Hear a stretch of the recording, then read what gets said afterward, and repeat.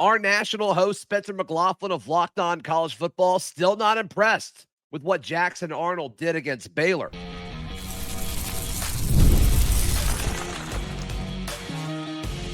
You are Locked On Auburn, your daily podcast on the Auburn Tigers. Part of the Locked On Podcast Network, your team every day. Yes, welcome on into Locked On Auburn, your daily Auburn Tigers podcast. I'm your host, Zac Blackerby. Thank you so much for making Locked On Auburn your first listen every single day. This bonus episode is a conversation with Spencer McLaughlin. I hopped on Locked On College Football.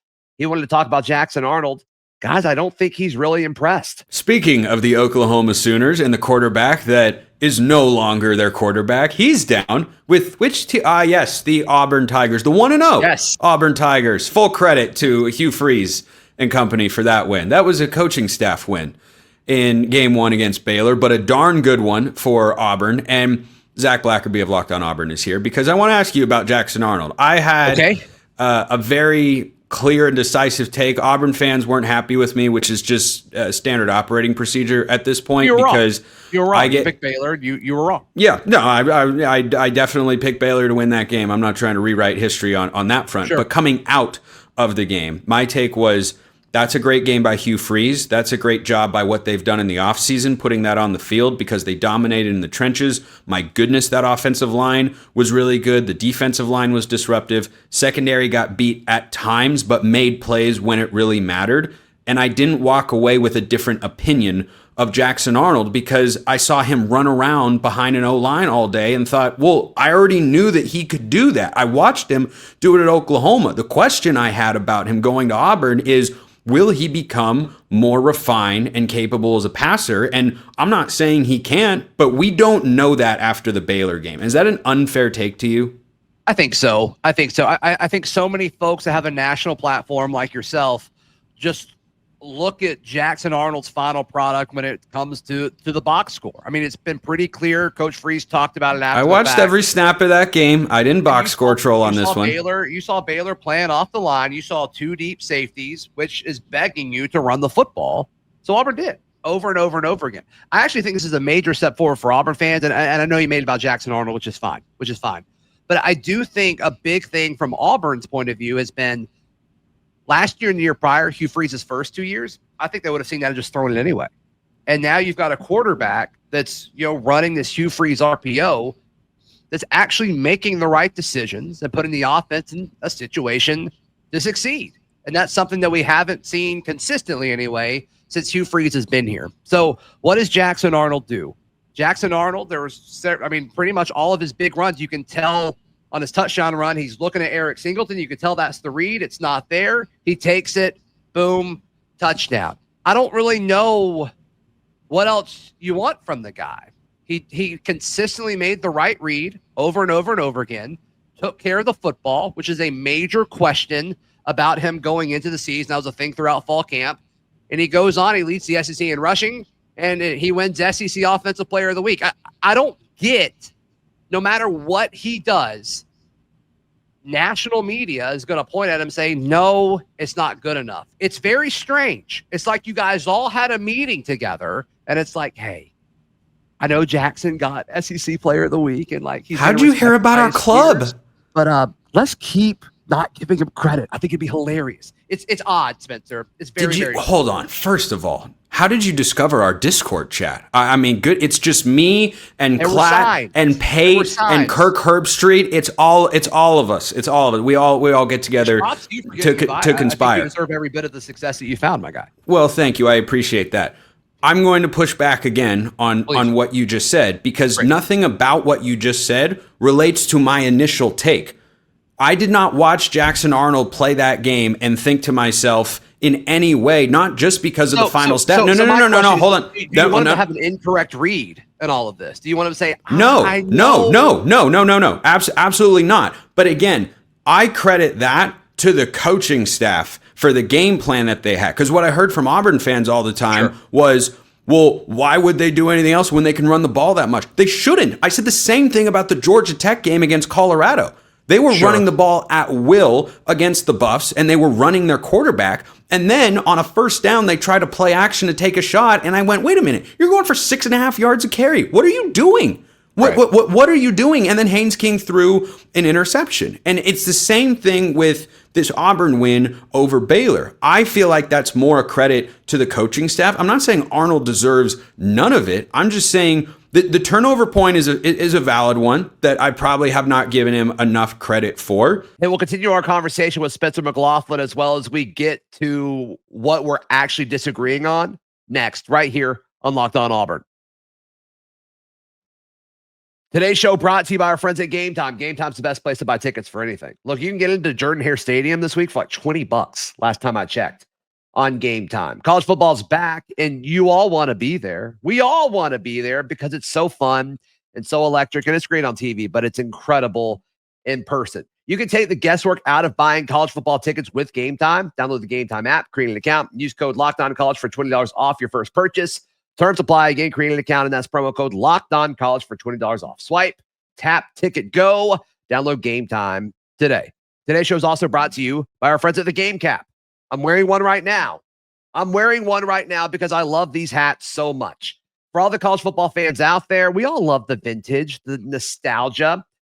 For me, the Game Caps really bring all of that together. They're not just hats. They're the same vintage style that fans wore back in the 80s and 90s. And guess what? You can get them for the same price you did back then by using code Locked On, and you can get your vintage hat for $16.99. That's crazy. TheGameCaps.com. Grab your team's classic bar or retro circle design and use code Locked On for an exclusive discount because legends wear the game.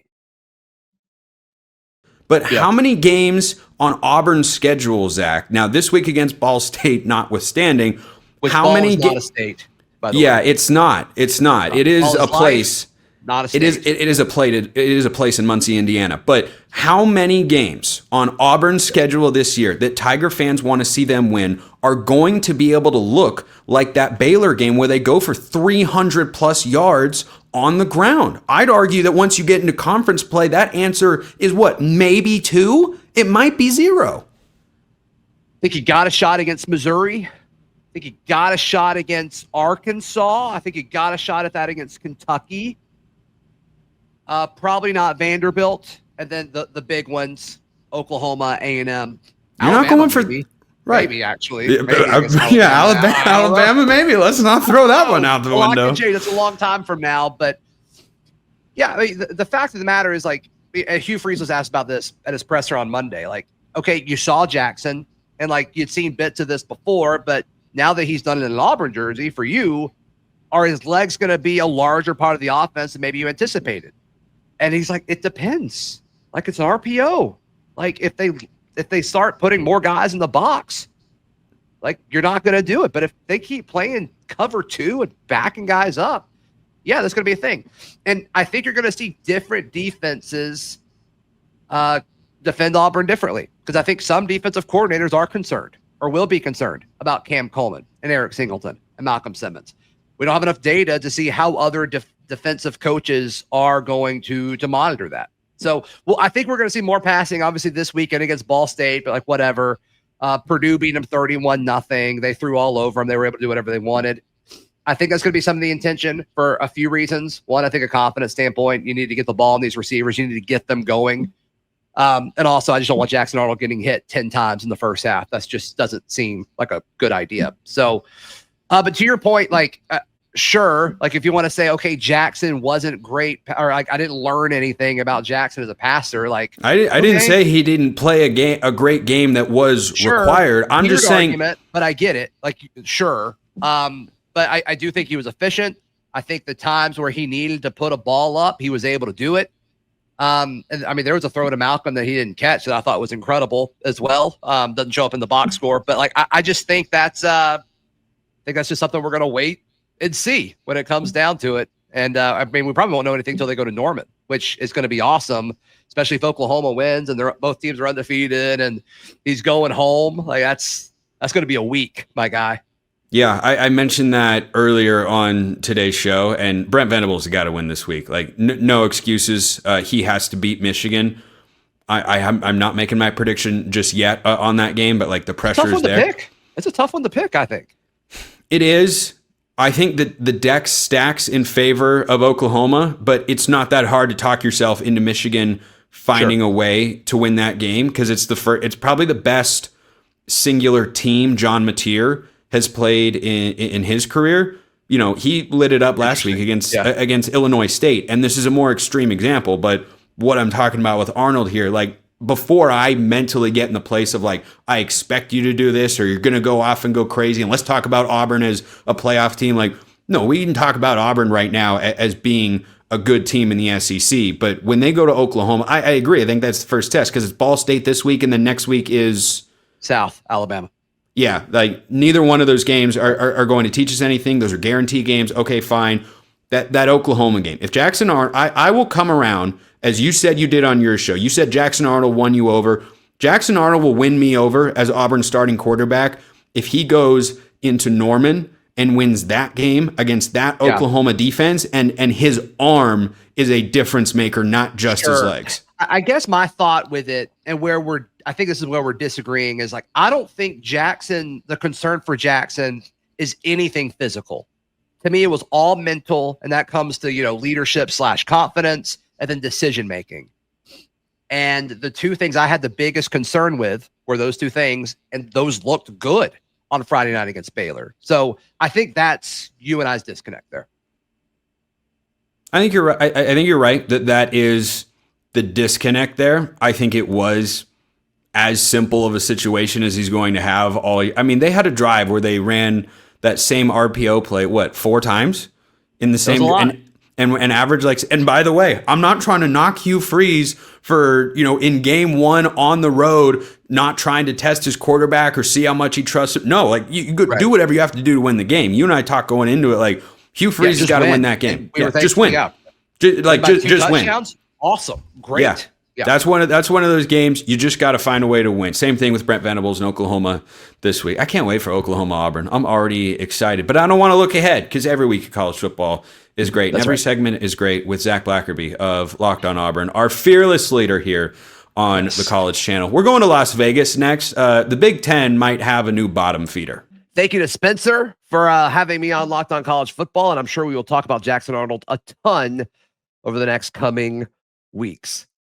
Please like the video, please subscribe, and we'll see you next time. This has been Locked On Auburn.